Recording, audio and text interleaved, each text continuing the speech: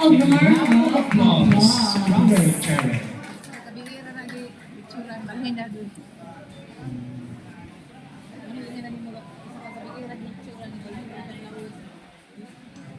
Okay, let's give him again a round of applause. Brother Jared. Give it up for Brother Jared Almanzar.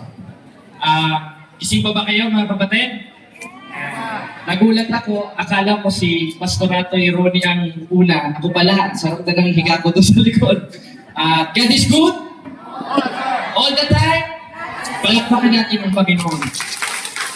Nagagalak ako at kami ay ligtas na nakapunta dito sa Bohol, bagamat isang araw lamang ako, sa kadahilanan na meron tayong appointment sa ating purang paroko sa De La Paz. Kung nanonood man siya si Father Edgar.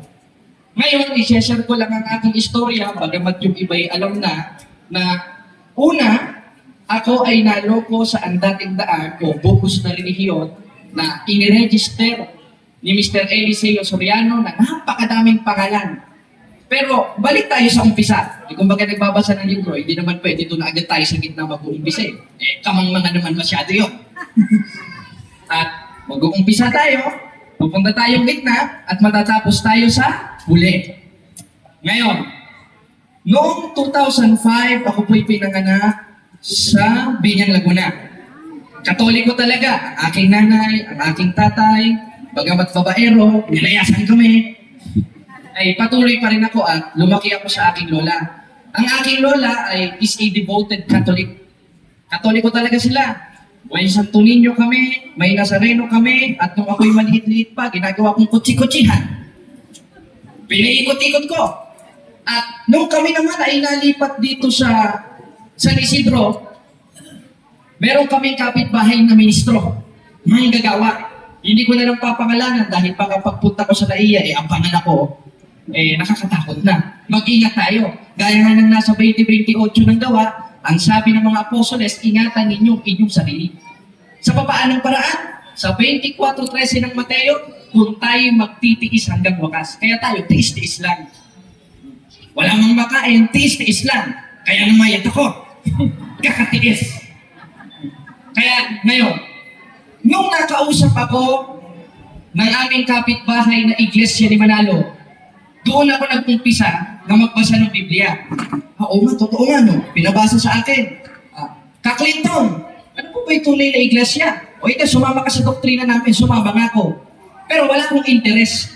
Nagka-interest ako dahil binigyan ako no cheeseburger. Dahil yun ang kanilang marketing strategy. At hindi naman katakataka, sapagkat pinagpapauna naman ni Apostol Pablo, 2,000 taon na nakakaraan, nakasulat naman sa Biblia, sa 4:17 ng Galacia, may magmamalasakit sa inyo, hindi sa mabuting akala. Magmamalasakit yan, katok pa nga eh. Nung nakaraan na, meron kumatok eh. Katok sila. O, tao po, sino po sila? Gusto niyo po bang malaman ng tunay na kaharian ng Diyos na si Jehovah? Sagot naman yung lola ko. Ako, paano po? Magtuloy ka lamang sa amin ng 50 pesos, makikita mo na ang kaharian ni Mr. Jehovah. O ganun ang taktika nila. Minsan, maninira sa isimbahang Katoliko, uunahin yung rebulto, uunahin yung pangalan. Dahil ang tactics ng iglesia ni Manalo, tumitira muna sila sa pangalan. Unang pinaunawa sa akin, wala naman na itong iglesia Katolika sa Biblia. Mas lalong walang iglesia ni Cristo singular. Dahil ang nasa Biblia, nominative plural o churches of Christ na remerado sa simbahang Katoliko. Pero hindi ko pa agad naunawahan yun. Bagamat ako'y bulag, nakakay ng mga bula ang mga ngaral, na ayon mismo kay Apostol Pablo sa 4:17 ng Galacia, nagmamalasakit sa hindi mabuting akala. Kaya ako, yung kapitbahay namin, at yung aking mga kaibigan, pasok sa iglesia ni Cristo ni Manalo. At nagtuda na ako. Dahil yung kaibigan kong manggagawa, nagpasok ng babae sa kanilang parang kumbento. At doon ako nagduda, nagtaka na ako nagtaka, bagamat nahahangaan ako sa kanya, kayong patay na siya. Hindi sa babae, kundi dahil sa rabis. Namatay siya hindi dahil sa kagat ng babae, dahil babaero ito eh. Namatay siya dahil sa kagat ng aso. Kaya ipanalangin natin ang kanyang kaluluwa, si Carlito, dahil siya ang unang naging mentor po sa Iglesia ni Cristo ni Manalo.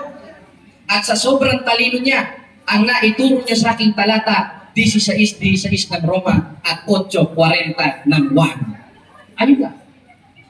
At ngayon, pagkatapos nun, naglaylo ako.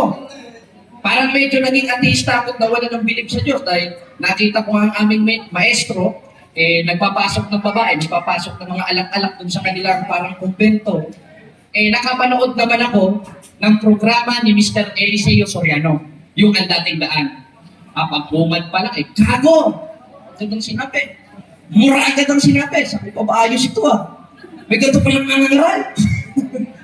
At agad kaming idol ko si Mr. Soriano na siya namang ginagamit ng estilo sa diskusyon sa awa tulong ng Diyos. Dahil ni isang pastor na protestante na palayas namin sa plaza sa pamamagitan ng ganong estilo. Pero yung pagmumura, hindi ko nakinuha.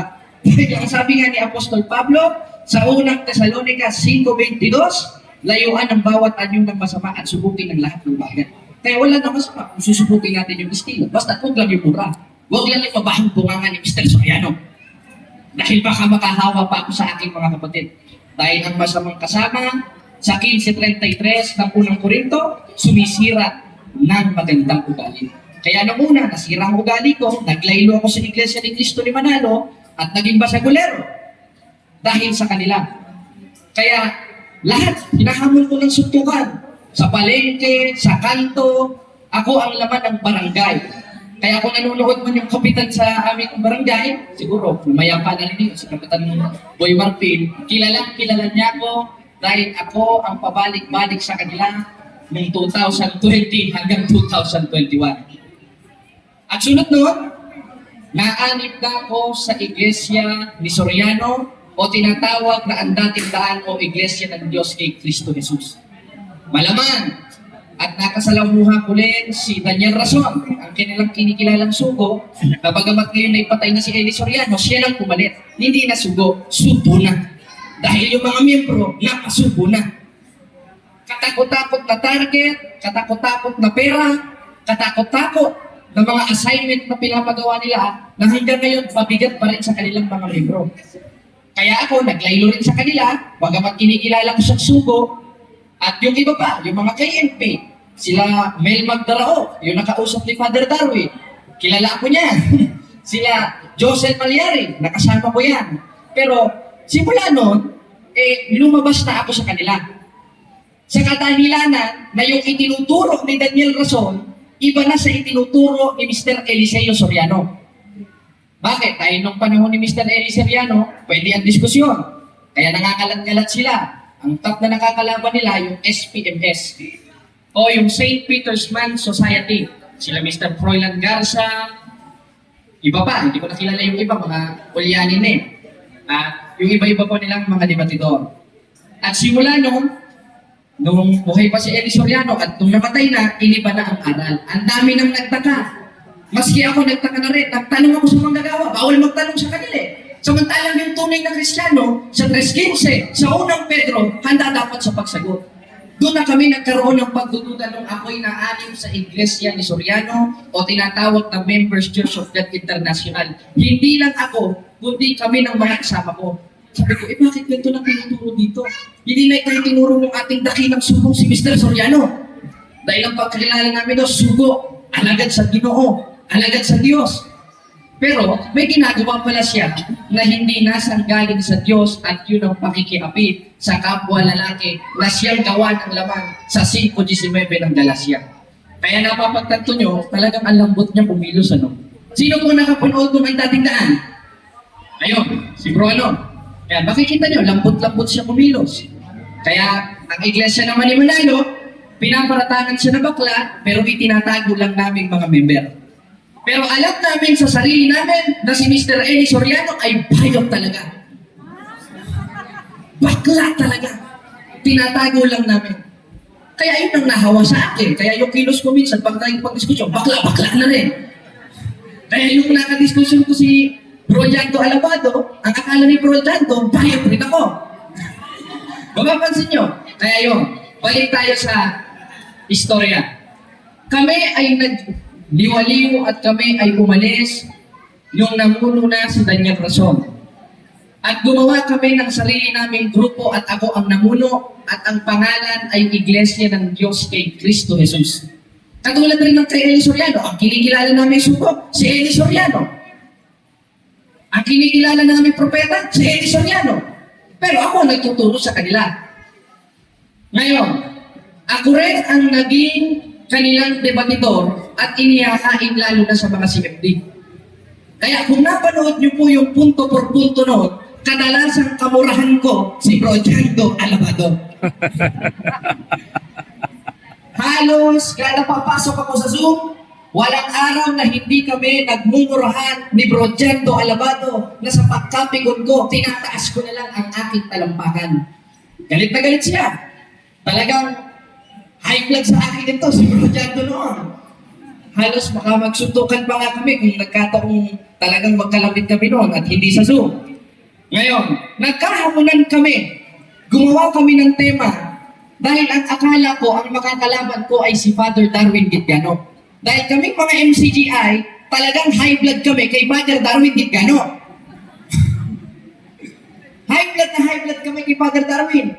High blood kami kay Brother Jando. Katunayan, yung isang lokal sa De La Paz, kilala si Bro Jando. Ang tawag pa nga sa kanya, Jandugong. At doon ko nakuha sa MCGI yung pangalan na yun. Ang tinawag naman sa akin ni Bro Jando, Albasura. Mas malala. At yun, nagkahamunan na kami. At hindi ko alam na yung paghahamon pala na yun, yung pala ay magiging kasangkapan ng Diyos upang maibalik ako sa tunay na iglesia ng Diyos na hindi bonus, kundi si Kristo mismo ang nagtayo. 2,000 taon ang nakakaraan. Kaya sumabag ako, gumawa kami ng tema, patutunayan ko na si Santa Maria ay hindi ina ng Diyos ayon sa Biblia. Una pala, kampante na ako. Sino pa yung makakalaban ko? Ito, ba't ang pangit naman yan? Sabi ko. Ano ba yan? Alima? Kaya ang tawag ko po kay Bro Paul Alima. Sino ba? Alimango ba to? Ano ba klaseng alimango ito? Ano ba klaseng talangka itong mga kalaban ko? Yung pala, pagpunta namin, winelcome agad ako ni Bro Calon. Palakpakan natin si Bro Calon. Kaya wala dapat ikatakot itong mga SBA na ito, lalo na itong sila Chris Bacalanes eh. Ba't sila natatakot lumayo ng buhon? Eh, samantalang ako ng protestante, winelcome ako, may accommodation ako, may pagkain pa ako. Ang tulong ng Diyos. Kaya yung mga sinasabi nila na papatay daw dito, kukuyugin daw, hindi totoo yun. Kasinungalingan yun. Hindi nasa galing sa Diyos yun, kundi sa Diablo, gaya ng nasa 8:44 ng 1. Ngayon, nagpirmahan kami. Patutunayan ko si Santa Maria ay hindi ina ng Diyos ayon sa Biblia. Ang akala ko si Bro Paul ay maliit na lalaki lang. Pagpunta ko sa stage, pambihira. Laki pala na ito. Kala ko alimango.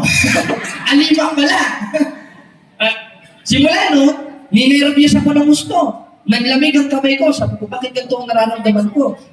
Sa mga diskusyon ko, di naman ako nakakaramdam ng ganito Ba't ako nakakaramdam ng ganito? Kaya pag nireview nyo ang diskusyon, ang dami kong Mountain Dew sa aking gilid. Pampalipas nervyos. Kaya ang hirap baluktutin. At pagkatapos ng diskusyon na yun, yung baluktot kong pananampalataya ay nadiretso sapagkat kung ininiko ko na si Santa Maria ay hindi ina ng Diyos, anong ating Panginoon sa Kristo? E di sana bumalik na lang ako sa iglesia ni Manalo. Dahil hindi naman pwedeng si Kristo ay maging tao lang. Siya ay Diyos at tao, ayon mismo sa aral ng simbahan at ayon rin mismo kay Apostolo Pablo sa 2:9 ng Kolosas. At pagkatapos ng diskusyon na yun, naliwanagan ako, hindi ko muna pinaalam sa aking mga kasamahan, pero nalaman nila, kaya katakot-takot, nagkabo, tanga, inutil, tarantado ang inabot ko pag uwi. Talagang mura ang inabot nila sa akin. O ako pala, ang inabot ko sa nila ay mura. Pero sa noon, nagpapasalamat ako sa Panginoon dahil winelcome ako ng simbahang Katoliko na siya tunay na iglesia ng Diyos, hindi yung bogus na iglesia ng Diyos na papalit-palit ng palang simula noong 1980s, iglesia ni Yahweh Saha Incorporated, Bayan ng Katotohanan, ngayon naman ay members of Church International.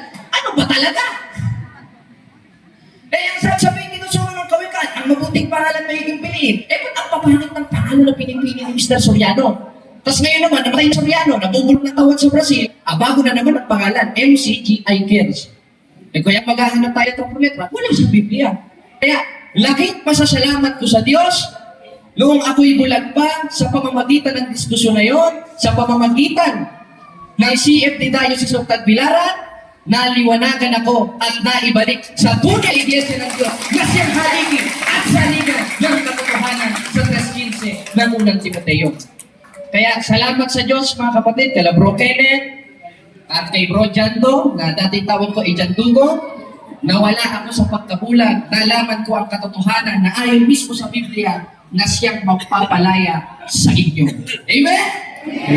Palakpakan natin ang Panginoon. Muli, salamat po sa inyo. At salamat. At kung pwede lang ako kumanta, ibibigyan ko kayo ng number Gusto niyo ba? Ayaw niyo? Kanta? Alam niyo yung Bato sa Buhangin? Sige, ayun. Kantahin natin, para sa inyo. Ayan. Kapag ang puso'y natutong magmahal. Sabay kayo. Bawat tibok ay may kulay at buhay. Ngunit kung ang pagsuyo'y lilipas din, bagay kaya ang Bato sa Buhangin. Tuloy mga kapatid. Kay hirap unawain bawat damdamin, pangako magmahal hanggang libing sa langit. May tagpuan rin at doon hihintayin itong bato sa buhangin. Palakpakan natin ang Panginoon. Muli, salamat po sa Diyos. Hanggang dito na lang. Gusto pala oras.